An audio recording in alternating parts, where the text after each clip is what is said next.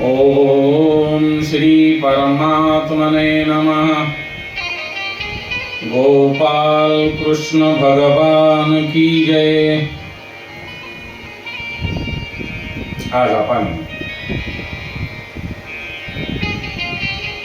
भगवान श्रीकृष्णांच्या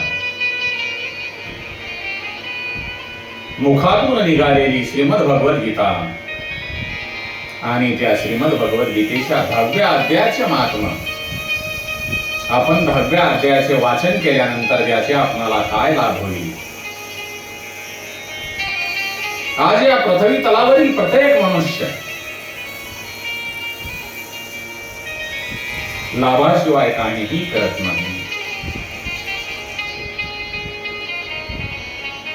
परमार्थ जरी आपण करायचं म्हटलं तरी आपण भगवंताची भेट व्हावी म्हणून परमार्थ करतो.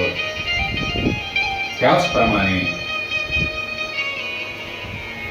श्रीमद भगवद्गीतेच्या 10व्या अध्यायाचे आपण अध्ययन केल्यानंतर, वाचन केल्यानंतर, श्रवण केल्यानंतर आपणाला त्याचा काय लाभ होईल यावर प्रकाश टाकणार आहोत. भगवान शिवशंकर माता पार्वतींना म्हणतात, हे सुंदरी, तुला मी आता श्रीमद भगवद्गीतेच्या 10व्या अध्यायाचे महात्म्य सांगतो. ही परम पावन कथा आहे.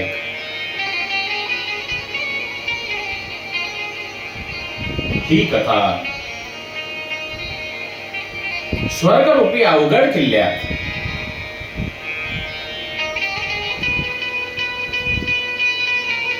जाण्याच्या सुंदर पायऱ्यासारखी असून अत्यंत प्रभावशाली आहे. देवादिदेव महादेव म्हणतात, हे सुंदरी, हे पार्वती, काशीमध्ये धीरबुद्धी नावाचा प्रसिद्ध ब्राह्मण राहत होता.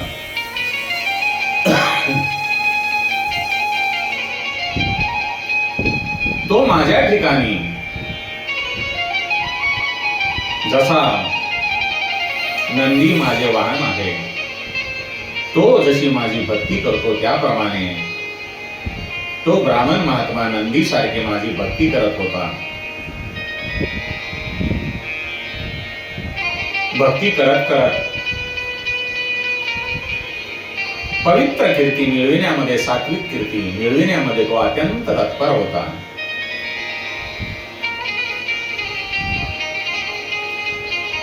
तो शांत मनाचा, हिंसा, क्रूरता, दुस्साहस या वाईट गोष्टीपासून तो नेहमी दूर राहत असेल.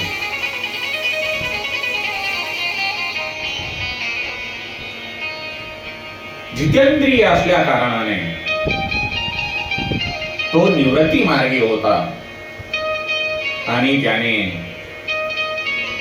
वेदाचे अध्ययन करून वेदरूपी समुद्र पार केला होता.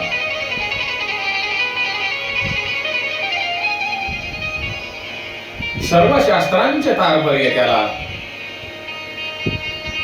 ज्ञात होते.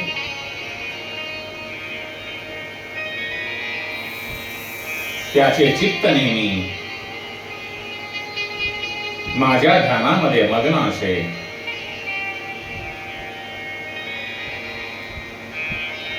तो आपले मन अंतरात्म्यात लावून नित्य आत्मतत्वाचा साक्षात्कार करीत असे.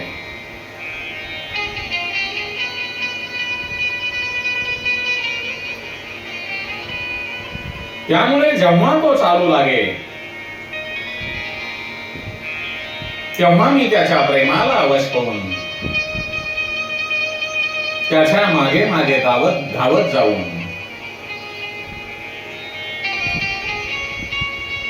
त्या ब्राह्मण महात्म्याला आपल्या हाताचा आधार देत होतो. माझे हे वर्तन पाहून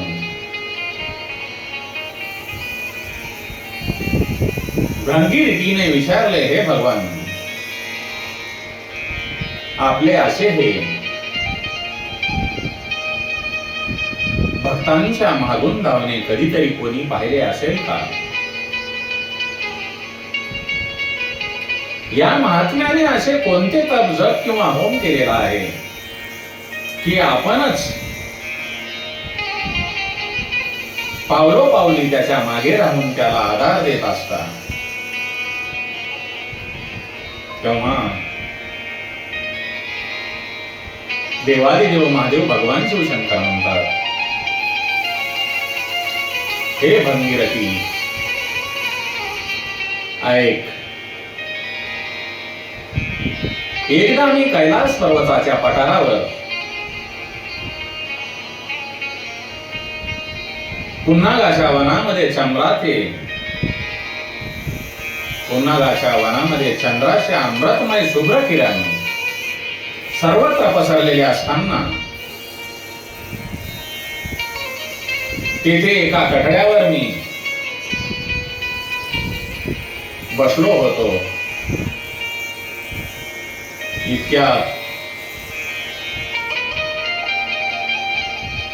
अचानक जोरदार वादळ चालू झाले. तेथील झाडांच्या फांद्या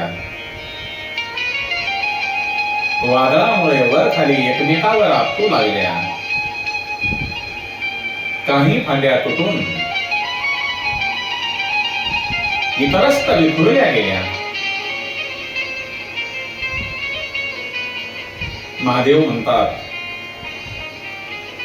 पर्वतांची न हलणारी सावलीही हलवू लागली. त्यानंतर तेथे एवढा मोठा आवाज आला की त्याचे पडसाद पर्वताच्या गुहामध्ये उमटले. त्यानंतर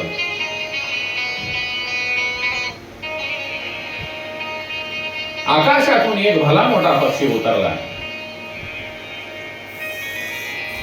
त्याचा रंग काळा, कभिन्न ढगासारखा होता. तो पक्षी म्हणजे जणू काजळासाठी अंधाराचा समूह किंवा पंख तोडलेल्या काळ्या पर्वतासारखा तो पक्षी वाटत होता. तो जमिनीवर उभा राहिला आणि त्याने मला नमस्कार केला.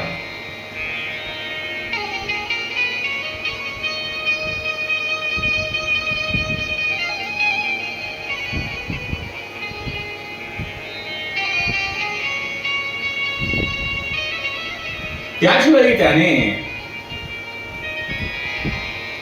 माझ्या पायावर एक सुंदर ताजे कमळ अर्पण करून आपल्या वाणीने माझी स्तुती करण्यास सुरुवात केली. पक्षी म्हणतो, हे देवादिदेवा महादेवा, आपला जय जयकार असो.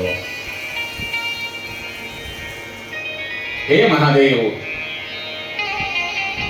आपण चिदानंदमय अमृताचे सागर असून या जगाचे पालन करते आहात. आपण नेहमी सद्भावना युक्त असून अनासक्त असता. आपले वैभव अनंत आहे. आपल्या बुद्धीमध्ये द्वैतभाव नसून आपण आध्यात्मिक, आदिदैविक व आदिभौतिक दोषांनी रहित आहात. आपण जितेंद्रिय भक्ताच्या अधीन असून ध्यानात त्यांना आपला साक्षात्कार होतो. आपण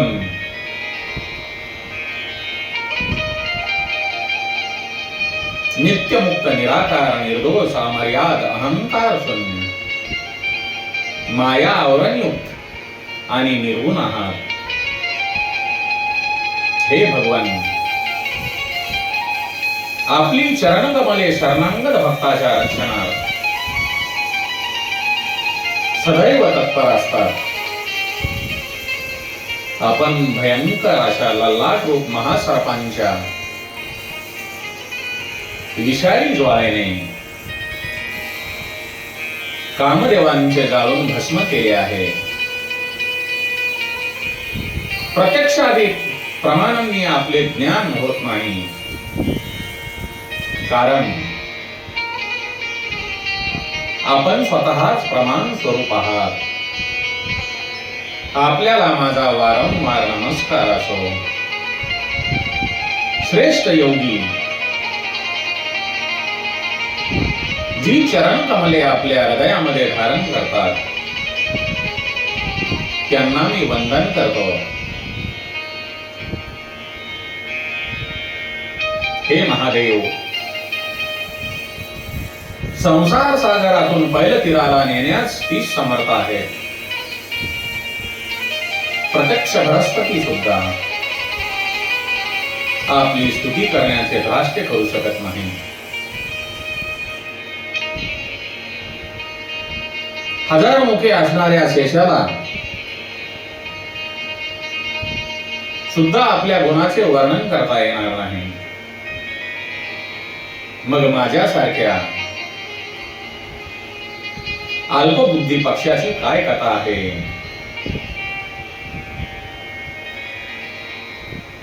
त्या पक्षाने केलेली स्तुती ऐकून मी त्याला विचारले, हे विहंगमा, तू कोण आहेस आणि कुठून आलास? तुझा आकार तर हंसासारखा आहे, पण रंग मात्र कावळ्यासारखा. तू ज्या कारणासाठी येथे आलास ते कारण मला सांग. पक्षी म्हणतो, हे महादेवा, मी ब्रह्मदेवांचे वाहन हंस आहे.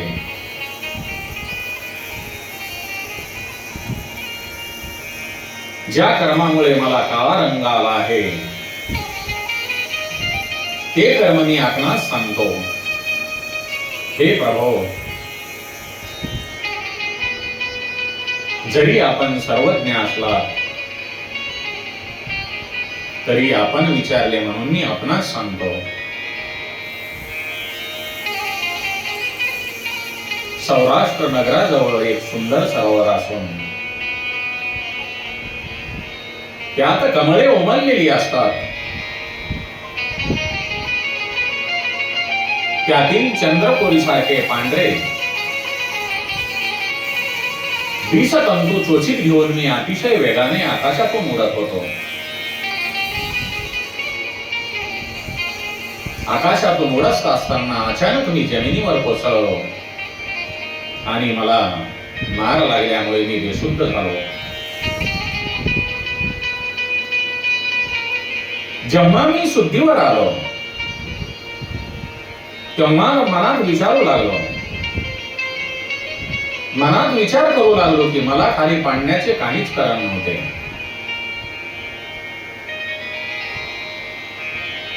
मग हे असे कसे झाले?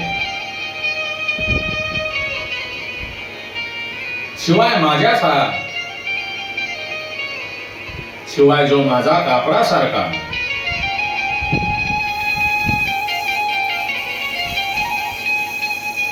शुभ्र रंग असताना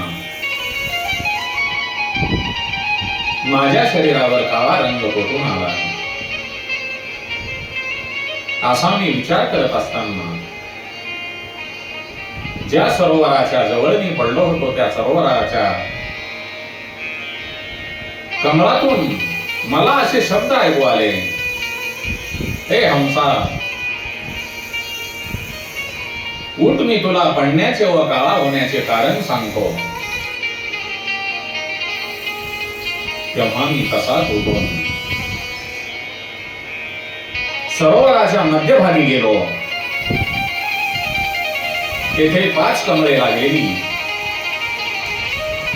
एक कमळाची सुंदर वेल होती. तिनेच ते शब्द उच्चारले होते म्हणून मी तिला प्रदक्षिणा करून नमस्कार केला, वंदन केले व माझ्या आकाशातून जमिनीवर पडण्याचे कारण विचारले. तेव्हा ती सरोवरातील कमलिनी म्हणाली, हे कलहंसा, तू आकाशातून उडताना मला ओलांडलेस. त्या पातकामुळे तू जमिनीवर पडलास व काळा झालास. तू खाली पडलेला पाहून मला तुझी दया आली आणि जेव्हा मी या मधल्या कमळातून बोलू लागले तेव्हा माझ्या तोंडातून बाहेर पडलेला सुगंध पुंगून 60,000 मुंगे स्वर्गाला गेले आहेत. इतकी मी पुण्यवान आहे. हे सामर्थ्य मला कशामुळे प्राप्त झाले ते मी सांगते आहे. या कमळाच्या जन्मापूर्वीच्या 3ऱ्या जन्मात मी पृथ्वीवर एका ब्राह्मणाची मुलगी म्हणून जन्मले होते.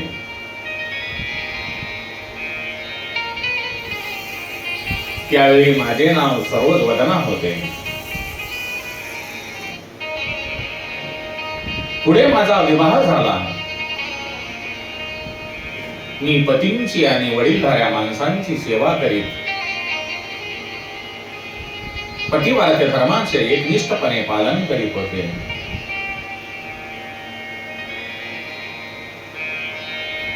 एके दिवशी मी एका महिलेला शिकवत होते. त्यामुळे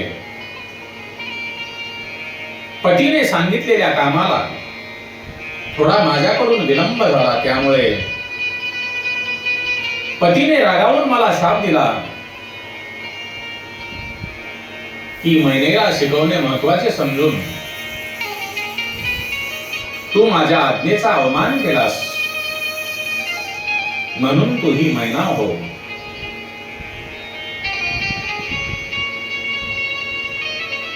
त्या शापामुळे माझ्या मृत्यूनंतर मला मैनेचा जन्म आला. मी केलेल्या पतिव्रतेच्या प्रभावामुळे मला एका ऋषीच्या घरी आश्रय मिळाला. मैनेचा जन्म मिळाल्यानंतर मला एका ऋषी कन्येने पाळले. मी ज्या घरामध्ये पिंजऱ्यामध्ये राहत होते ते ऋषी दररोज सकाळी विभूती योग म्हणून प्रसिद्ध असलेल्या गीतेच्या पापनाशक 10व्या अध्यायाचे पठण करीत होते. ते पठण चालू असताना गीतेच्या 10व्या अध्यायाचे महात्म्य मी रोज ऐकत असे. कालांतराने माझा मृत्यू झाला आणि 10व्या अध्यायाच्या सर्वनाच्या पुण्याईने मी स्वर्ग लोकामध्ये अप्सरा बनले आणि तेथे मला पद्मावती नाव प्राप्त झाले. एकदा विमानाने आकाशातून विहार करताना सुंदर कमलाने विभूषित अशा या रम्य सरोवरावर माझी दृष्टी पडली आणि यात जलक्रीडा करावी असे वाटून मी विवस्त्र अवस्थेत इथे जलक्रीडा करू लागले. तेवढ्यात त्या सरोवरावर दुर्वासा ऋषी येऊन पोहोचले. त्यांनी मला विवस्त्र अवस्थेत पाहिले. त्यांची मला भीती वाटून मीही एका कमळवेलीचे रूप घेतले. तेव्हा माझे 2 पाय 2 कमळे झाले, 2 हात 2 कमळे झाले आणि मुखासह सारे शरीर कमल झाले. अशा रीतीने 5 कमळांनी युक्त अशी एक कमलिनी दुर्वासा ऋषींच्या भीतीमुळे झाले. रागिष्ट दुर्वासा ऋषीने माझे वेशांतर पाहिले आणि क्रोधाने डोळे लाल करून मला शाप दिला की याच स्थितीत तू 100 वर्षे येथे राहशील. असा शाप देऊन ते तात्काळ गुप्त झाले. मी कमलिनी असूनही गीता अध्याय श्रवणाच्या महात्म्यामुळे माझी वाणी नाहीशी झाली नाही.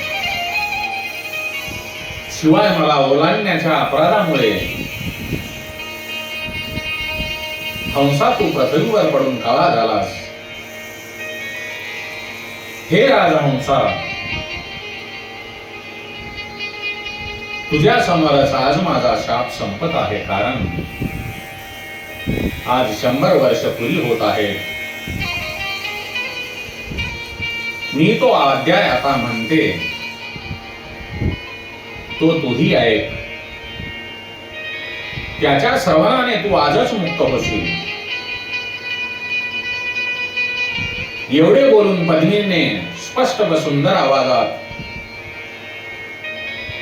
श्रीमद भगवद्गीतेच्या 10व्या अध्यायाचा पाठ केला आणि ती मुक्त झाली. तो 10वा अध्याय ऐकल्यानंतर तिनेच दिलेले हे उत्तम कमळ मी आपल्याला अर्पण केले आहे. एवढे बोलून त्या पक्षाने आपल्या शरीराचा त्याग केला. यानंतर एक विलक्षण घटना घडली. तोच पक्षी 10व्या अध्यायाच्या श्रवणाच्या पुण्याईने ब्राह्मण कुळात जन्माला. जन्मतःच अभ्यास असल्यामुळे तो लहान असल्यापासूनच गीतेचा 10व्या अध्याय म्हणतो. पठनाबरोबरच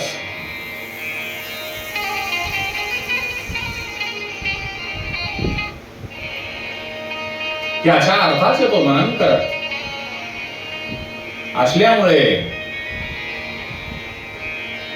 सर्व प्राणी मात्र त्याला शंख चक्रधारी भगवान विष्णूंचे नेहमी दर्शन होत असते. त्याची प्रेमळ दृष्टी जेव्हा एखाद्या देहधारी प्राण्यावर पडते तेव्हा तो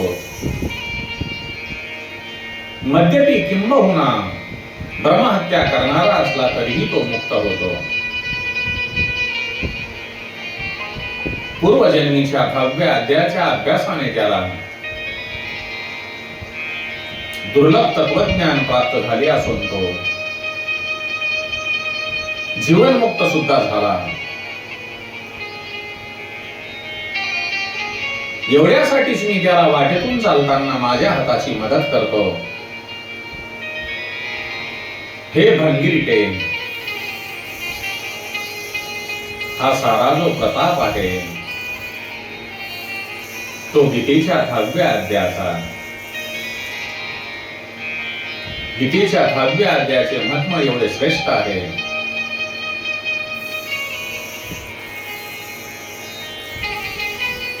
की जे लोक ज्यांना कोणाकडून शापही मिळालेला आहे आणि ज्यांना भगवंताची कृपा हवी आहे असे जीव सुद्धा 10व्या अध्यायाच्या श्रवणाने मुक्त होतात. म्हणून देवादिदेव महादेव म्हणतात, हे पार्वती, हे सुंदरी, अशा रीतीने मी भंगिरीटीला जी पापनाशक कथा सांगितली होती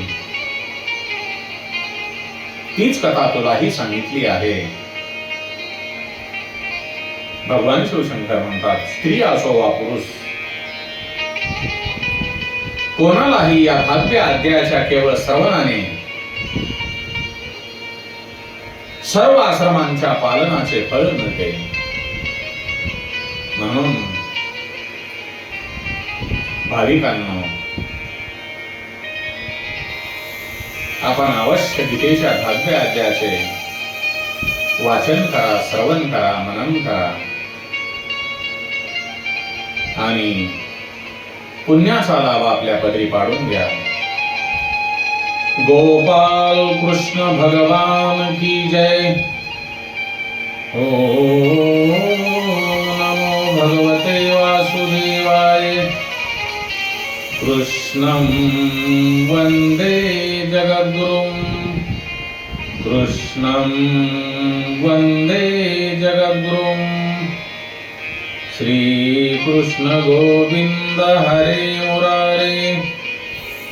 हे नाथ नारायण वासुदेवाय.